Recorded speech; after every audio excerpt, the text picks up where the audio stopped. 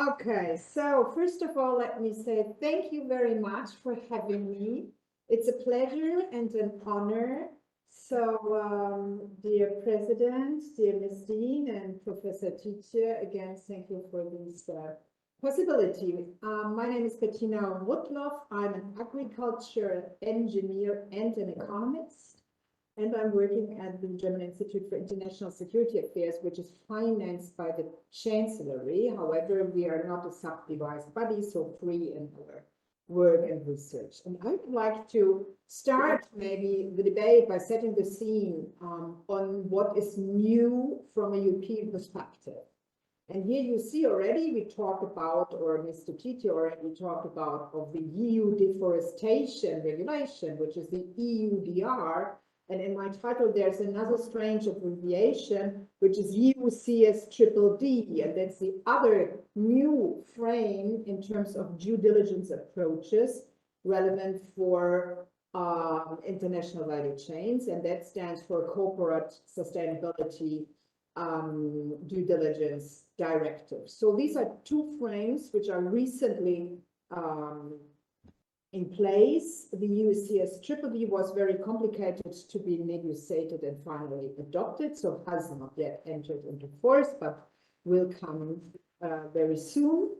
And what I wanted maybe to introduce again, to remind us, how are these new due diligence approaches, EUCSDDD and the deforestation one, be part of a general approach on rulings if you or a trading partner's company would like to enter the EU market.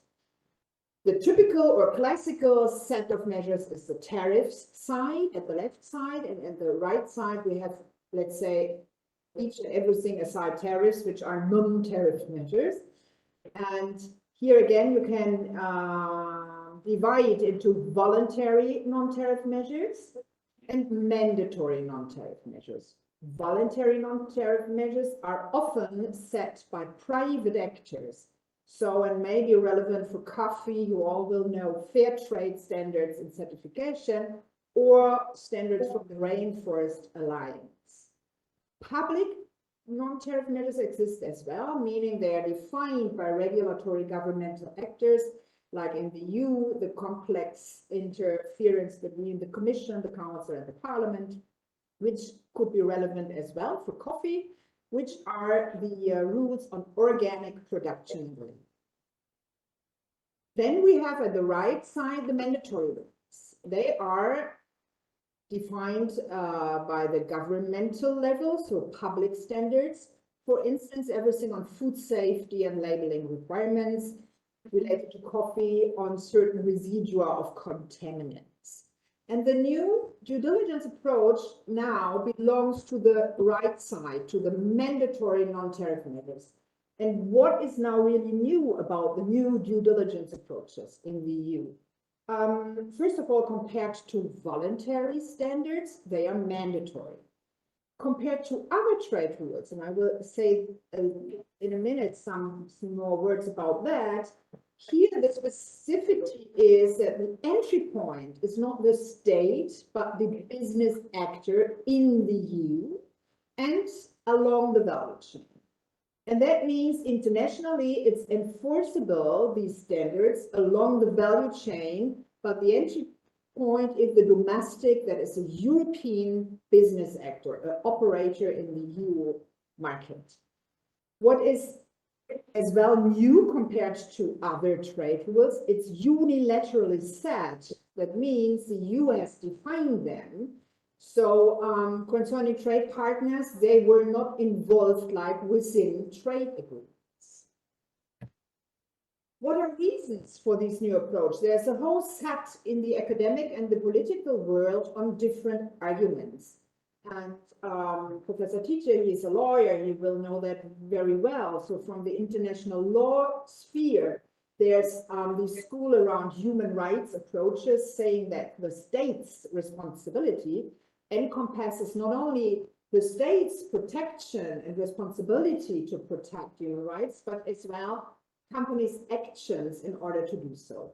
And in this regard, there's a long history on multilateral ruling. What I have here put on the right side. It's just to visualize, that we have already since the year 2000, starting with the UN Global Compact, and then 2008, the famous Ruggie Principles. There's a long history at international level on ruling these human rights in business value chains. Even though it now appears to be very sudden, all these new rules, the history is longer. Another set of arguments comes regarding the ecological aims, so thinking about deforestation or climate. And there as well, at the international or UN level, there are several commitments like the Sustainable Development Goals or the Paris Convention. Another set of arguments comes, let's say, more from the real world, from the aims, the substantial argument on human rights. To give you an example, there's a recent estimate on child labor for 2021 saying 160 million children are illegal, let's say, involved in child labor, among which 70%, so the bulk, is dedicated to agricultural work. On forestry, the global loss of forest is assessed at 10 million each year, per year, again, mainly for agriculture. So there's a kind of real world argument. There's another, more from the economic point of view, so my discipline, saying that in case of voluntary standards, which could be an alternative, there may be a race of bottom competition in highly competitive markets, like international markets often are, and as well the coffee market.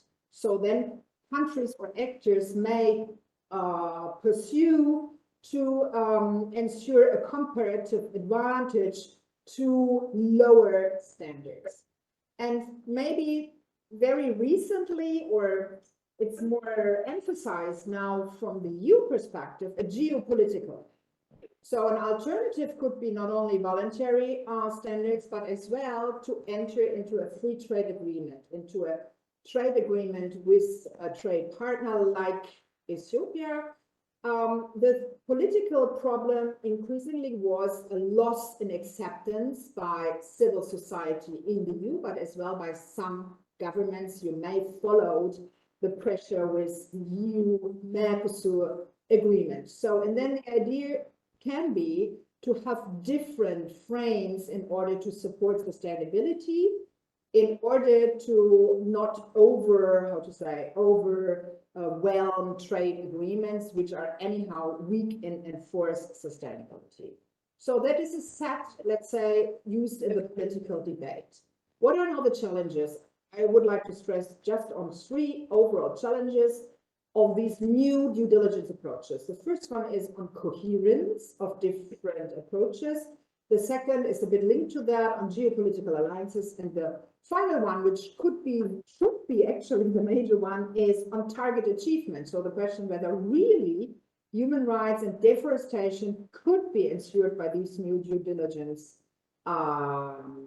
approaches. On coherence, one could say that across all the different due diligence approaches, there we can observe many differences, and the differences are referred to the objectives. Are forestry and climate envisaged, or human rights? What type of human rights? Worker, labor rights. So the sets of conventions referred to differs. As well, the actors address differs. The type of enforcement along the value chain differs. The control frequency differs, and there are several other differences. So that means there are high implementing and transaction costs, not only for the single actors like business operators, but as well for authorities to control these things. There may be, because of these high costs and these confusing setting, a risk of losing acceptance in the political sphere. And this is linked to as well on geopolitical risks of losing trade partners. And this is now just to visualize all these coherence problems. I'm not going to all the details, so don't worry. The only thing I wanted to show is here at the left side, I mentioned different international conventions where all these different frames are linked to. And this is just an extract. There are much more. And you see, for instance, at the top part, international conventions on human rights and labor standards, like, for example, I just mentioned 2 ILO conventions. And at the bottom part, you see conventions on the environmental protection. And on the right side, you see now different EU political frames. First, you see trade rulings, trade agreements towards the global south, which is called the GSP, the General System of Preferences. That means an offer to the global south country, including Ethiopia, to enter with lower tariffs to the EU market. And in case of the EBA, which is the Everything But Arms Agreement, and Ethiopia belongs to this agreement, it's even duty-free, so at 0 tariffs. And then doesn't matter, a GSP plus, which is an additional benefit. So these are trade rules, and then comes all these new due diligence regulations. One is a specific one in German, but then again, the EUCSDDD, which is not agricultural related specifically. So that's a horizontal one for each and any business sector. And as you, of course, know, the EUDR, the deforestation regulation. And they all have, now it's not paging again, why not? Ethiopia belongs to the EBA agreement, as I said. That means as well coffee and as well roasted coffee can enter the EU market at a preference of duty-free. But in this agreement, there is an enforceability rule saying that these duty-free incentives can only be or is applicable if certain conventions are fulfilled. So that is actually then an incentive. If these conventions are fulfilled, then you can enter duty-free. For the due diligence approaches, we have different types of enforceability up to a civil liability role. So the domestic operator in the EU could be, in case of EUCSDDD, fall under civil liability rules, and other enforceability are penalties or market access restriction, so discrimination out of the value chain. And what is now important, and just to give a visual example, is this marking. This marking shows how all these different rulings, all EU rulings, which may all affect a single Ethiopian operator, let's say, differently. So all these blue marks show where is what type of convention linked to. And you see it's not identical. So it's not coherent, let's say. And the second challenge is on target achievement, whether really deforestation and human rights violations are addressed. One typical economic criticism is that such unilaterally set measures could provoke leakage, and that means trade deviation. So countries may decide not to enter the European market, but to go via Asia, just to sell to China. And that could mean that then the overall efficacy is reduced, because in the end, maybe the problem is remaining what the EU in a first step wanted to address. That's a huge problem. The typical economic answer would be to set something multilateral, which is not so easy. And the second huge problem is the discrimination within the value chain, because all these due diligence approaches tend to a concentration in value chains because it's easier to document them. And that could mean that small farmers have a high burden out of these complex duties on documentation. What does it all mean for policy? And I refer to an assessment of the Scientific Advisory Board to the German Federal Ministry for Food and Agriculture, where I worked together on a report. You can find the report on the website of the ministry. And on coherence, okay, the idea is to harmonize all the duties as much as possible, as I showed you all these different color marks, at least to allow for a combined documentation in order to reduce costs. on the target achievement to do a sound impact assessment, whether the intended effects really appear, and as well, whether maybe unintended effects like a discrimination of small farmers will appear. And as well for the business actors, which are the primary responsible here in the market, to support them to avoid what is called cut and run. And at least here there's a debate that Dahlmeier, a huge coffee producer, is maybe withdrawing from Ethiopia due to the EU deforestation regulation. And I would be very interested if that's the case. That already happened, because I only could find some media reports on that. And on geostrategic alliances, it's very important to consider the whole picture, so the whole table with all the colors, because they all in the end function in parallel jointly. So Ethiopian exporting company is facing all these rules at the same time. And that could hinder, of course, the export possibilities. So one could think about considering new or eased preferences options under the EBA system, of course, technical and financial support, and to think more about subsidiarity in terms of consider partners' country-specific conditions and even their own certification systems instead of now having to shift to a European certification thing. And maybe the most important issue, as this is really a new regulatory frame for each and any, for the authorities, for the companies in the EU, but as well in trading partners and in Ethiopia, one should think about how to establish a learning system, how to become flexible, so to exchange experience between business actors and authorities, and in the end as well to react flexible in case the impact assessments show something negative, like in the end, the objectives could not be fulfilled. So one could then should then think about to leave some of these duties out. And I stop here. Thank you very much.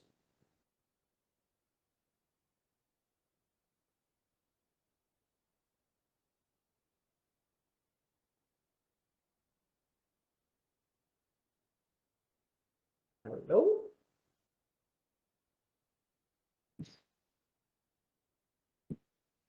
Thank you very much. Sorry, it takes a little time to organize.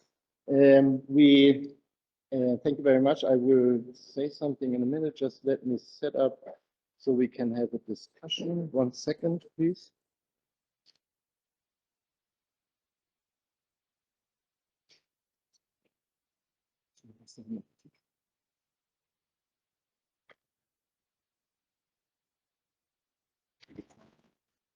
Okay.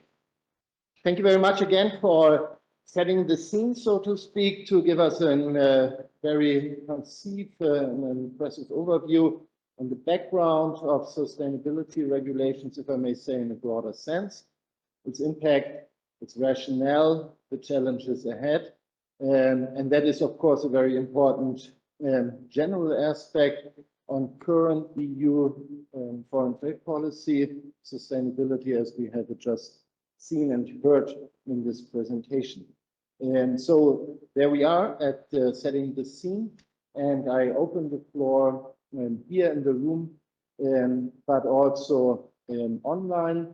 Mr. Bertling, who is joining us as my assistant in Germany. This is all possible now. We are organizing this over continents. Will handle that. So please, questions, comments from the room. If you can please stand up and go to the microphone, which is over there. Anybody? It's always breaking the ice, so to speak. Maybe one aspect that you mentioned, you indicated, and you discussed cooperation and dialogue, of course, and so on from your perspective, and you are following the developments for a long time already. Is there sufficient global, we don't want to blame the EU on this side, but let's put it globally, is there sufficient dialogue, is there sufficient cooperation on tackling the sustainability issues and handling them in a fair and in a sense that is where we have equal partnership among all who are involved.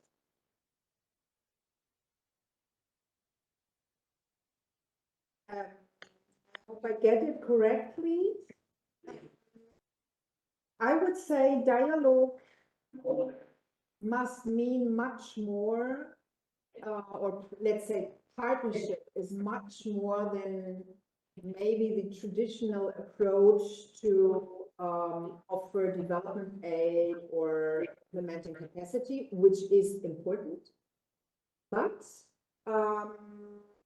the idea of trade and what one could achieve with trade is at least under change or under development. So for me, often it's not so clear what is really the issue behind this geopolitical pressure or what is really new. But you could see that there's a new search for overall economic alliances, talking from the relevant as well for other actors like the BRICS countries. And that means that trade and the issue of what are the interests of the trade partners should be maybe considered, let's say, more generously. So talking about agriculture, I could say for several free trade agreements from the EU side, of course, there's always the criticism one should open up the market more. So that's always a negotiation of different interests, that's clear. But because of these unilateral agreement approaches, which are the due diligence approaches, many trade partners are not so keen anymore on fulfilling trade agreements. So that's what I wanted to say. Within these overall holistic package, on the trade part, one should think about getting more generous. And on the sustainability part, we have these unilateral approaches. Maybe they are not sufficient, and I think we really have to follow them carefully on analyzing the effects because of the leakage. Thank you very much. This reminds me, and other people in the room probably as well, that the appellate body of the World Trade Organization once said in a famous case that before going to unilateral measures and applying unilateral approaches, there's a duty under international economic law for international cooperation in order to try to solve global problems on a global level and not by unilateral measures on which you can only resort to as a last, refer to it as a last resort. That's really, I think, if we want to put down the entire issue we are discussing this afternoon in one line, I think that's really the challenge that we have indeed. Thank you very much.